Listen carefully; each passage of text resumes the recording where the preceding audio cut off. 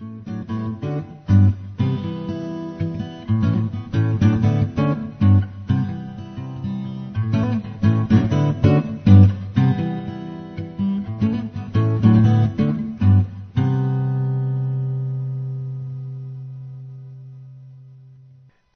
do not know if any part of the following is accurate. However, if there is an element of truth, it is too little, too late. Every Jewish settlement within Mohammed's reach had been terrorized and plundered by him. Bukhari. When Khaybar was conquered, a sheep containing poison was given as a present to Allah's apostle. Tabari and Ishaq. When the messenger rested from his labor, which says that terrorism and piracy were Mohammed's chosen occupations. Zainab, the wife of Salam, served him a roast sheep. She had asked what part Mohammed liked best, and was told that it was the shoulder and foreleg. So she loaded it with poison, also poisoning the rest. Then she placed it before him.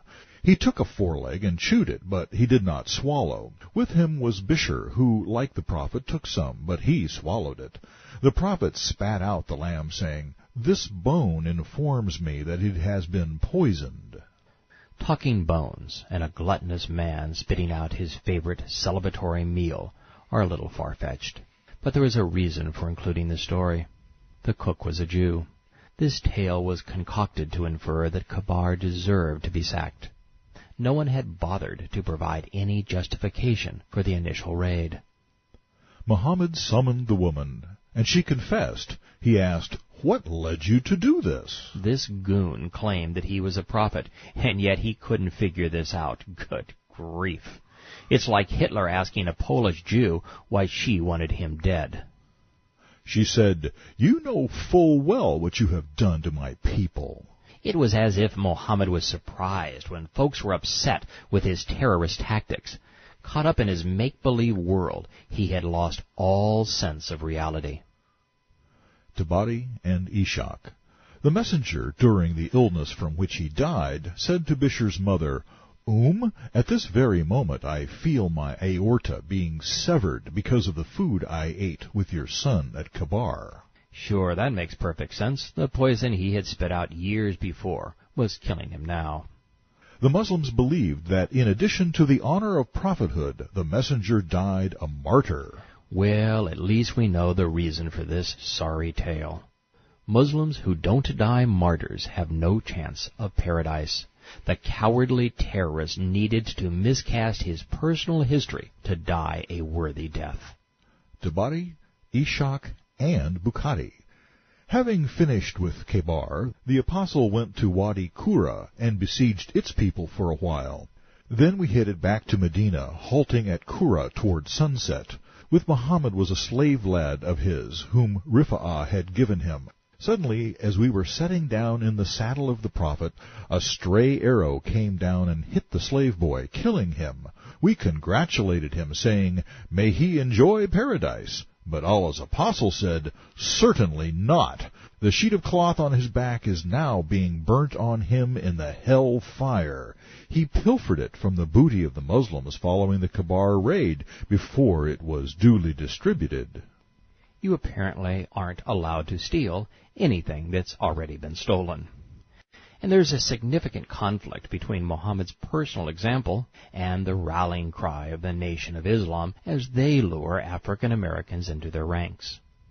Muhammad not only enslaved people and built Islam on money earned selling people into bondage, he himself owned slaves.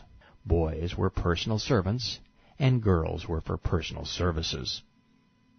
A poem recited on this day proclaims, Ishaq. Khaybar was stormed by the Apostle's squadron, fully armed, powerful, and strong. It brought certain humiliation with Muslim men in its midst. We attacked, and they met their doom.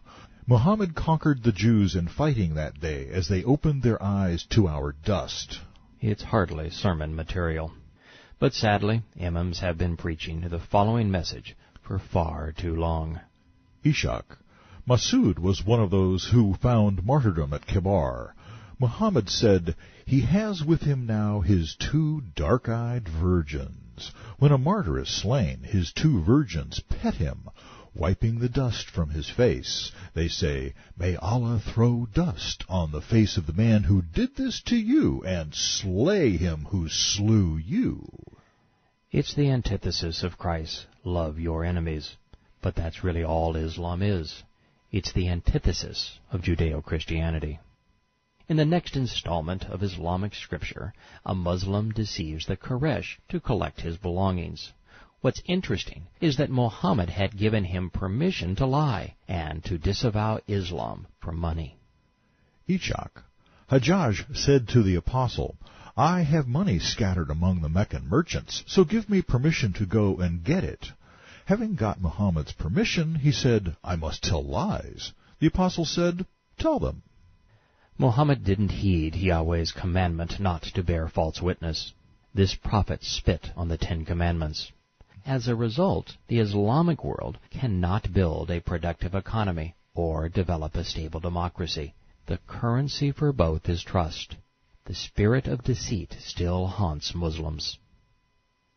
The division of the spoils of Khaybar was so important to the formation of Islam that both Ishaq and Tabari dedicate entire sections to it. One line in particular reveals Muhammad's motivation for attacking these Jews. Tabari, Khaybar was divided among the people who had been at Hudaybiyah. Each time Muhammad's mercenaries got down on him, he plundered Jews. This was no exception. The prophet redeemed himself for having been disgraced at Hudaybiyah. He quieted his critics by sharing the booty from an easy kill. Ishaq, Khaybar was apportioned among the men of Hudaybiyah without regard to whether they were present at Khaybar or not. The spoil was divided into 1,800 shares.